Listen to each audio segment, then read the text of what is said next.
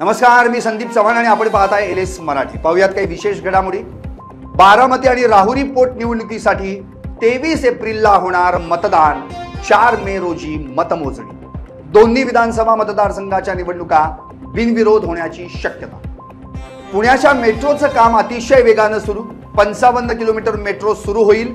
80 kilometre करण्याचं planning. मुख्यमंत्री फडणवीसांचं वक्तव्य। पुण्यात एका विवाहित महिलेची सासरच्या जाचाला कंटाळून आत्महत्या। मृत वैष्णवी जामकरचं 8 महिन्यापूर्वी झालं होतं लग्न। लोणीकंद पोलीस ठाण्यात सासू सासरा आणि नवऱ्याच्या विरोधात गुन्हा दाखल। रायगडमध्ये भाजपच्या वतीनं विरोधी पक्षनेते राहुल गांधी यांच्या प्रतिमेस जोडे मारो आंदोलन।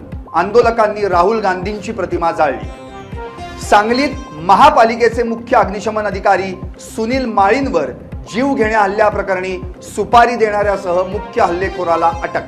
फायर सेफ्टी कंपनी ब्लॅकलिस्ट केल्यानं सुपारी देऊन केला होता खुनाचा प्रयत्न। पिंपरी चिंचवडमधील रुपीनगर परिसरात 2 गॅस सिलेंडरचा स्फोट झाल्यानं भंगार दुकानांना आग। एक बस जळून खाक। धाराशिवच्या लातूर तुळजापूर राष्ट्रीय महामार्गावर 3 गाड्या एकमेकांना धडकल्या। या अपघातात 3 जणांचा जागीच मृत्यू तर 4 जण गंभीर जखमी।